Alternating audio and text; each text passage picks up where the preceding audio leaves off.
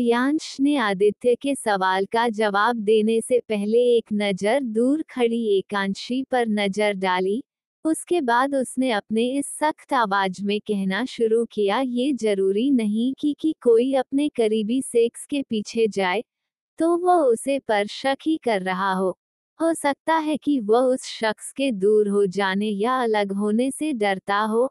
अयांश का जवाब खत्म होते ही आदित्य के चेहरे पर एक संतुष्ट मुस्कान तैर गई। उसकी आंखों की चमक देख अयांश ने अपने कदम को एक बार को पीछे खींच लिया, जैसे कि उसे आदित्य की उत्कंठा समझ नहीं आ रही थी। जब उसने आदित्य के द्वारा खुद को जांचने के बारे में सोचा तब उसका चेहरा पूरी तरह से ठंडा और बेजार हो गया।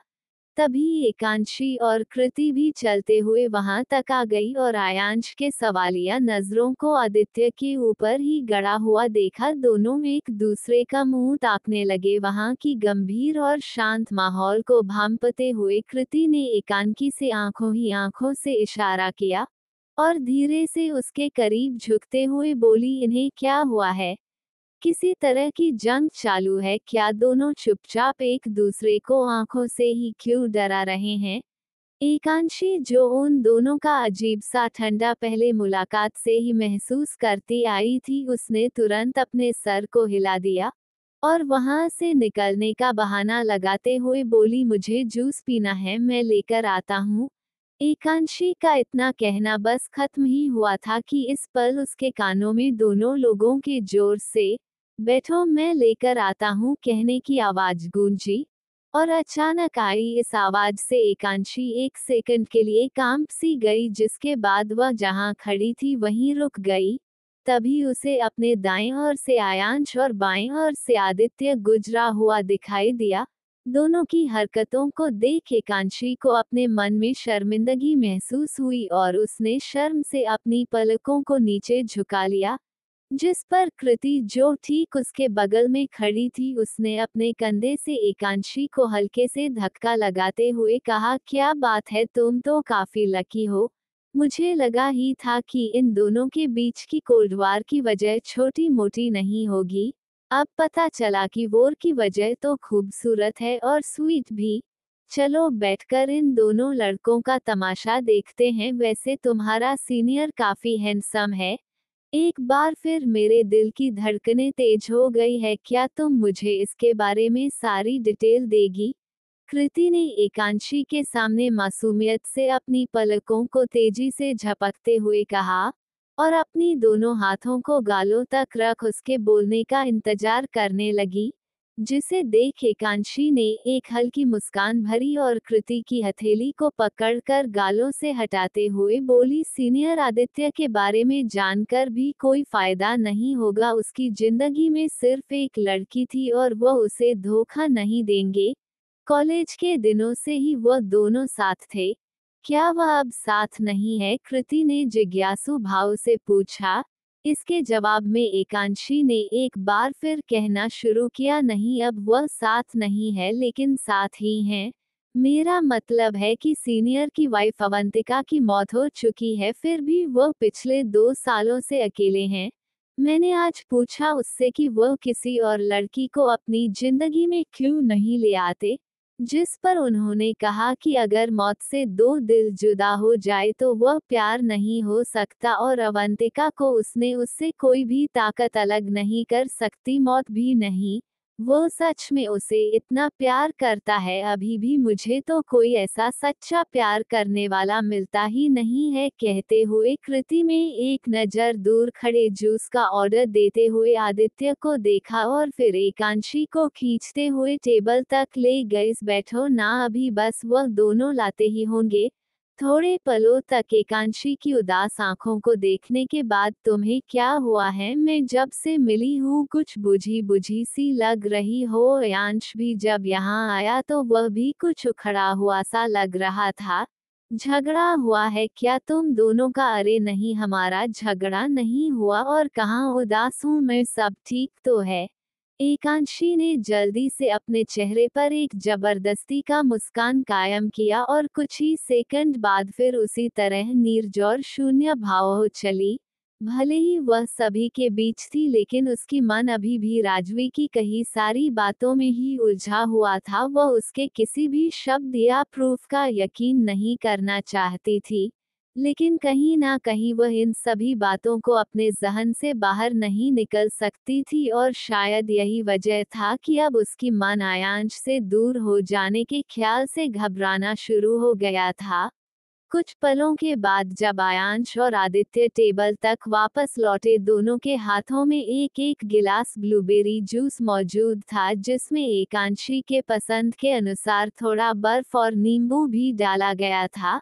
दोनों को गिलास के साथ अपने सामने खड़ा देख कौन सी परेशान हो गई, उसे समझ नहीं आ रहा था कि वह पहले अयांश का गिलास पकड़े या आदित्य की, क्योंकि अगर वह पहले अयांश का लेती है तो आदित्य का अपमान होगा, और अगर आदित्य का गिलास पहले पकड़े लेती है तो अयांश को उससे नाराज होने का कारण मिल जाएगा। काफी देर तक उसकी आंखों की पुतलियां को कभी आयास पर तो कभी आदित्य पर घूमते रहने के बाद एकांशी ने अपने दोनों हाथों को एक साथ ऊपर किया और एक ही बार में दोनों के हाथों से गिलास को पकड़ लिया, और उसके अगले ही पल दोनों गिलास को टेबल पर रखने लगी। तभी अयांश की वही गहरी लेकिन साफ आवाज उसके कानों में पड़ी, जो कि उसके लिए ही थी। ड्रिंक इट, मैं पी लूंगी, एकांशी ने सौम्यता से जवाब दिया, लेकिन आयांश उसे और गिलास को इस तरह घूर रहा था कि दोनों गिलास को वापस उठाना ही पड़ा। पहले किसके गिलास को अपने होठों तक लगाने की कश्मकश एकांशी का चेहरा और अधिक उलझन भरा नजर आने लगा। इधर दूसरी ओर उसके संशय से भरे भाव को 2 मिनट तक ऑब्जर्व करते रहने के बाद आयांश ने आदित्य द्वारा दिए ड्रिंक पर एक नजर डाली, और फिर बिना देर किए हल्के से झुककर एकांकी के हाथ से आदित्य के गिलास को ले लिया। अब सोचने की जरूरत नहीं है, सुबह के नाश्ते के बदले में ये ले रहा हूँ, कहते हुए उसने आदित्य के दिए जूस को अपने होठों से लगा लिया और उसका एक शिप लेकर वापस टेबल पर रखा। एकांशी से कहने लगा, यह उतना भी टेस्टी नहीं है, अपने दिए हुए गिलास की ओर इशारा करके, निश्चित रूप से ये तुम्हें अच्छा लगेगा। अयांश की अजीब होती हरकतों से वहां मौजूद कृति और एकांशी दोनों अपलक उसके चेहरे को देखते रह गई। वहीं आदित्य अपने लाए जूस को आयांश द्वारा पी लेने से चिढ़ते हुए एक कुर्सी को खींचकर उस पर बैठ गया। बैठने के साथ ही उसने आयांश को एक बार को खा जाने वाली निगाहों से घूरा और फिर अपने हाथों को बनते हुए मुंह फुल कर एकांशी की ओर देखने लगा। आदित्य को इस तरह से नाराजगी में बैठे हुए देखा, एकांशी अपनी जगह से उठी और अयांश के जूस को वापस टेबल पर रखकर सभी से एक्सक्यूज करते हुए बोली, मुझे रेस्टरूम जाना है, आप सब तब तक लंच ऑर्डर कर दीजिए। इस असहज करने वाली स्थिति से बचकर निकलने का एकांकी को इससे बेहतर को रास्ता नहीं सूझा था, इसीलिए जब सब ने अपना सर हाँ में हिला दिया तो बिना देर किए वह वहां से तेजी से चलते हुए भाग गई।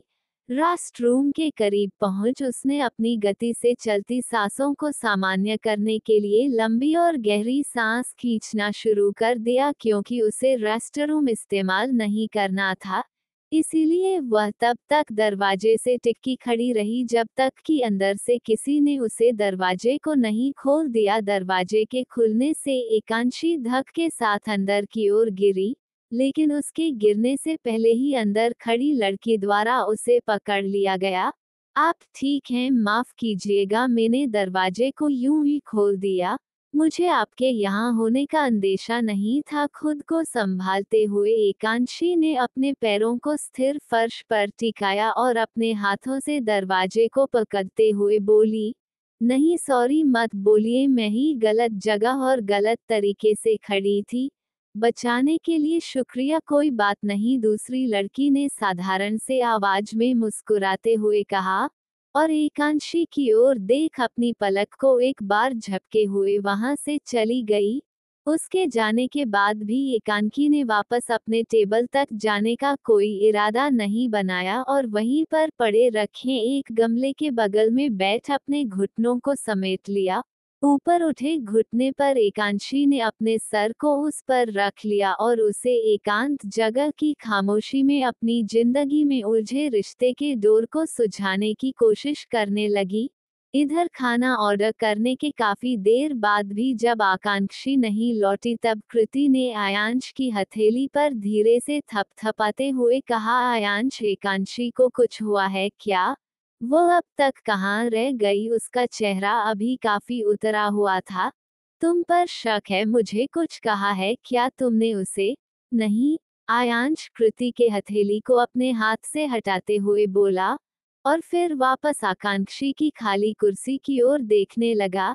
एक लम्हे के बाद उसने अपने कलाई की घड़ी में वक्त देखा। एकांशी को गए हुए लगभग 25 मिनट गुजर चुका था, इसीलिए अब आयांश की चिंता और अधिक बढ़ गई और वह तुरंत अपनी जगह से उठाते हुए बोला, मैं एकांशी को देखकर आता हूँ, आप दोनों लंच शुरू करो।